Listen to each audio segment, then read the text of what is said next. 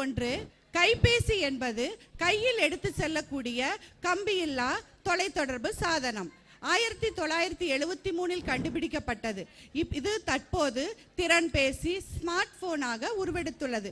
நாம் செல்லும் இடமெல்லாம் எடுத்து செல்லலாம் என்பதால் செல்பேசி, அலைபேசி என்ற பெயர்களாலும் அழைக்கப்படுகிறது. முதலில் ஸ்வீடன் நாட்டில் அறிமுகப்படுத்தப்பட்ட பொழுது 125 பேர் மட்டுமே பயன்படுத்தினார்கள். 1973 ஆண்டில் ஜோன் எட் மிட்சல் என்பவரால் கையடக்கமாக முதலாவது அலைபேசி தயாரிக்கப்பட்டது. இன்று குழந்தைகள் முதல் பெரியவர்கள் வரை பயன்படுத்தும் ஒரு முக்கிய சாதனமாக அலைபேசி இருக்கிறது. கைபேசியினால் ஏற்படும் நன்மைகள், தீமைகள் பற்றி கூறுவதுடன் நடிப்பால் மெய்ப்பித்து காட்ட வருகிறார்கள் எங்களது பள்ளி குழந்தைகள்.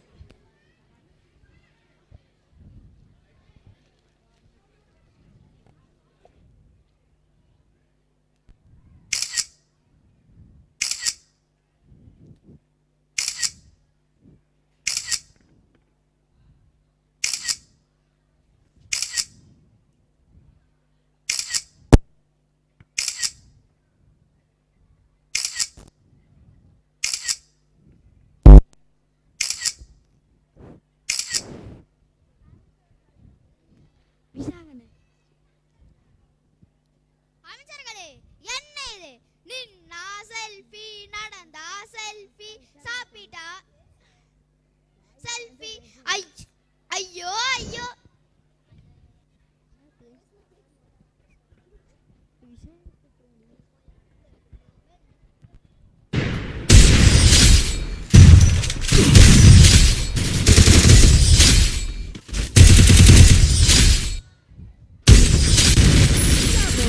Down.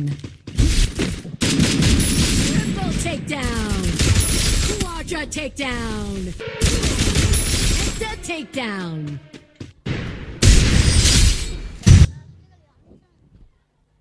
இது ஒரு கேம் பைத்தியம். ஃப்ரீ ஃபயர் வந்ததும் போதும் என்ன விளையாட்டு தான். இவங்கள தூக்கி முதல்ல ஃபயர்ல போடணும்.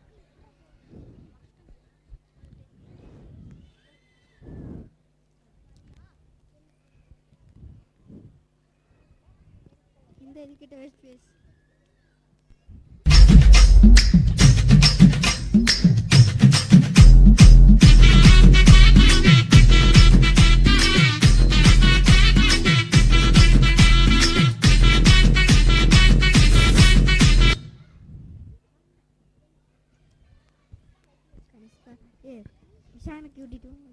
முதல்ல செல்ஃபி எடுத்தீங்க, கேம் விளையாண்டீங்க, அடுத்த ரீல்ஸா? உங்களுக்கு வேற வேலையே இல்லையா? இது எங்க போய் முடியுமோ தெரியல. சரி சரி, நான் ரொம்ப சோர்வா இருக்கேன். நான் சிறிது நேரம் ஓய்வெடுக்கிறேன். அமைச்சரே, மன்னர் வரும் வேளையில் தங்களுக்கு என்ன ஓய்வு? நானும் விடிய விடிய போனில் சாட் செய்து விட்டு தானே வந்திருக்கிறேன். அப்போது நீங்களும் ஒரு போன் பைத்தியம் தானே? சரி சரி, விடுங்கள் விடுங்கள், நாம் எல்லோரும் போன் பைத்தியம் தான். வாருங்கள், நம் வேலையை தொடங்குவோம்.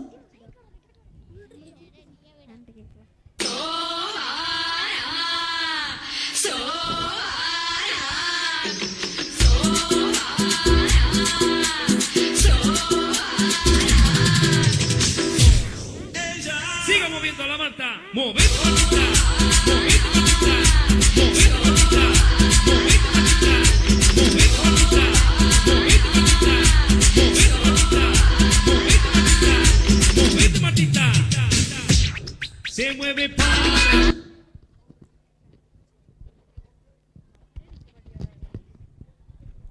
என்ன அமைச்சர்களே, அரசவைக்குள் ஒரே ஆட்டம் பாட்டம் கொண்டாட்டமா இருக்கிறது.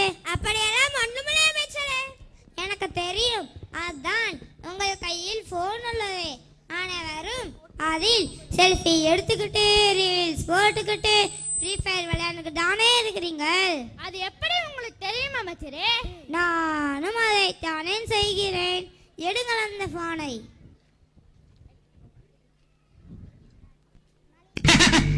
I am very happy. Start music.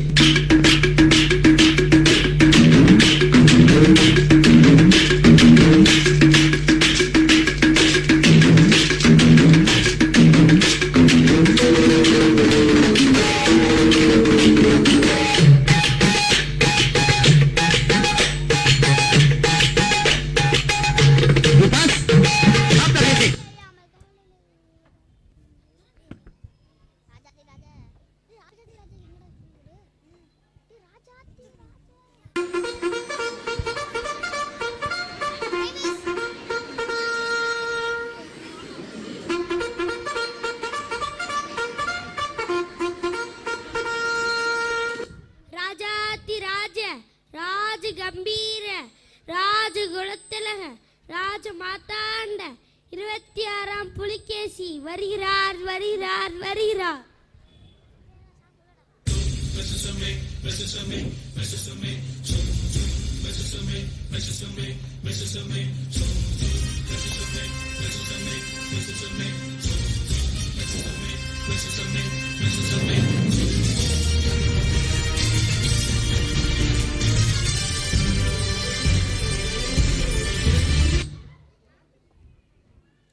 என்ன என்ன இது? மன்னர் வருவது கூட தெரியாமல் காலையிலேயே உறக்கம். எழுப்பி விடுங்கள் அவரை. அமைச்சரே அமைச்சரே, மன்னர் வந்துவிட்டார். யார் அவரை வர சொன்னது? வந்து மட்டும் என்ன செய்ய போகிறார்? ஒன்னும் தெரியாத மன்னர். பேச்சை குறை. தங்களுக்கு மட்டும் எல்லாம் தெரியுமா? தூங்கு மூஞ்சி அமைச்சரே, இந்த பேச்சுக்கு ஒன்றும் குறைச்சல் இல்லை. மன்னா, நீங்கள் வருவதை நான் கவனிக்கவில்லை. என்னை மன்னித்து விடுங்கள். வருவதோ காலையில் 9 மணிக்குத்தான். இதில் உறக்கமே உறக்கம். வணக்கம் மன்னா. பக்கத்து நாட்டு அரசரிடமிருந்து ஓலை ஒன்று வந்துள்ளது. அமைச்சரே, வாங்கி படியுங்கள்.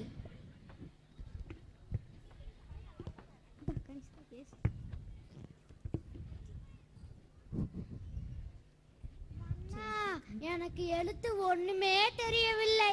எழுத்தெல்லாம் கோழிக்கு இருக்கிற மாதிரி இருக்கு. அமைச்சரே, நீங்கள் வாங்கி படியுங்கள்.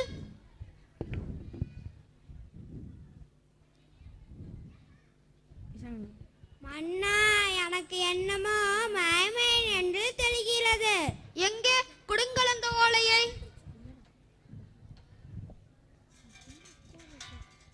எழுத்தெல்லாம் தெளிவாகத்தான் இருக்கிறது.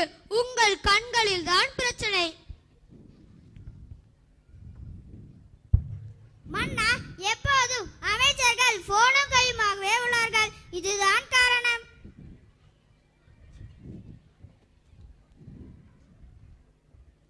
வணக்கம் அண்ணா. தங்களை காண ஊர் பொதுமக்கள் வந்துள்ளார்கள். வரச்சொல்லவர்களே,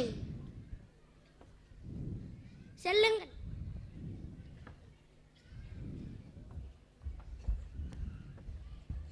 வணக்கம் மன்னா. என்னை காண வந்த நோக்கம் என்ன? மன்னா, என் குழந்தை எந்நேரமும் செல்போனில் விளையாடியதால் இப்படி ஆகிவிட்டது மன்னா. நீங்களே பாருங்கள் அவள் நிலைமையை. குழந்தைக்கு இப்பவே இந்த நிலையா? சரி, இதற்கு உடனடியாக நான் ஒரு தீர்வு காணுகிறேன். நன்றி மன்னா.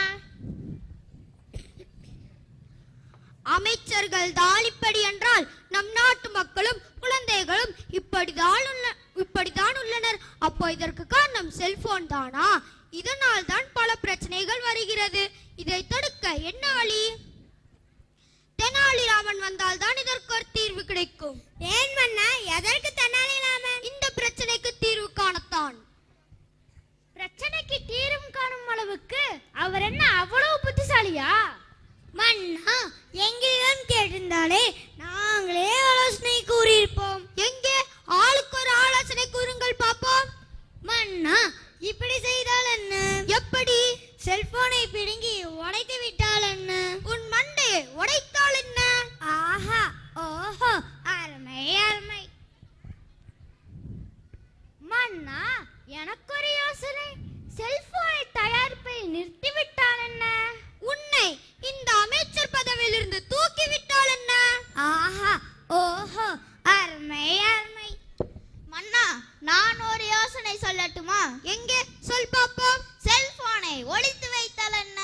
உன்னை அப்படியே ஒரு பானைக்குள் போட்டு பூட்டி வைத்தால் என்ன? ஆஹா, ஓஹோ, அருமை அருமை. மண்டையில் மூடி இருந்தால் மட்டும் போகாது, மதி வேணுமாடா மதி. இதெல்லாம் சரிப்பட்டு வராது. யார் அங்கே? வணக்கம் அண்ணா. தெனாலிராமனை உடனே அழைத்து வா. உத்தரவு அண்ணா. வருகிறார். வாருங்கள் செல்லலாம். வணக்கம் மன்னா. என்னை அழைத்ததன் காரணம் என்ன? ஒரு பிரச்சனைக்கு தீர்வு காணத்தான். ஆனால் இங்குள்ள அமைச்சருக்கு உன்னறிவில் சந்தேகம். மங்குனி அமைச்சர்களே, தற்போது தெனாலிராமனின் அறிவை சோதித்து பாருங்கள். அப்படியே பிரிக்க முடியாதது கல்வியும் திறமையும், பிரிக்க கூடாது பள்ளியும் பெற்றோரும், சேர்ந்தே இருப்பது ஆசிரியரும் மாணவரும், சேரக்கூடாதது வறுமையும் நோயும், பார்க்க கூடாதது தொலைக்காட்சியும் தொலைபேசியும், பார்க்க கூடியது நேரமும் தேர்வும். கல்விக்கு பள்ளி, பள்ளிக்கு நம் ராமகிருஷ்ணா பள்ளி. ஆஹா, ஓஹோ, அருமை அருமை. இப்போது தெரிகிறதா தெனாலிராமனின் புத்திசாலித்தனம்? எங்களை மன்னித்து விடுங்கள் மன்னா. தெனாலிராமா, நம் நாட்டில் செல்போனின் பயன்பாடு அதிகமாயிற்று. இதனால் குழந்தைகள் முதல் பெரியவர்கள் வரை பாதிக்கப்பட்டுள்ளனர். இதன் பயன்பாடை குறைக்க தீர்வு சொல்லுங்கள். இன்றைய மாணவர்கள் நாளைய தலைவர்கள். அப்படிப்பட்ட இவர்களிடம் செல்போனா? இதற்கு முதல் காரணம் பெற்றோர்கள். இக்கால குழந்தைகள் உணவு உண்பதற்கு செல்போனை கொடுத்துதான் ஊட்டி விடுகிறார்கள். அடுத்து விளையாட வெளியே அனுப்பாமல் செல்போனை கொடுத்து வீட்டிற்குள்ளேயே விளையாட வைக்கிறார்கள். மன்னா, முன்பெல்லாம் குழந்தைகள் பள்ளி முடிந்து வீட்டிற்கு வந்ததும் அம்மா எங்கே என்றுதான் தேடுவார்கள். இப்பொழுது அப்படி இல்லை. போன் எங்கே என்று கேட்டுத்தான் நுழைகிறார்கள். இதனால் பழக்க வழக்கமும் உணவு முறையும் மாறிவிட்டது. இதை தடுக்க என்ன வழி? மன்னா, நம் அன்றாட வாழ்வில் போன் என்பது அவசியம்தான். அதில் நன்மையும் உண்டு, தீமையும் உண்டு. நம் தேவைக்கு மட்டுமே பயன்படுத்த வேண்டும்.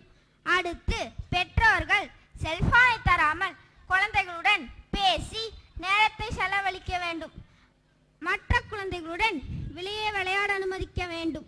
அனைவரும் ஒன்றாக அமர்ந்து உணவு உண்ண வேண்டும். அவ்வாறு உண்ணும் போது தொலைக்காட்சியோ தொலைபேசியோ பயன்படுத்தக்கூடாது என்று ஆணை பிறப்பிக்க வேண்டும் மன்னா.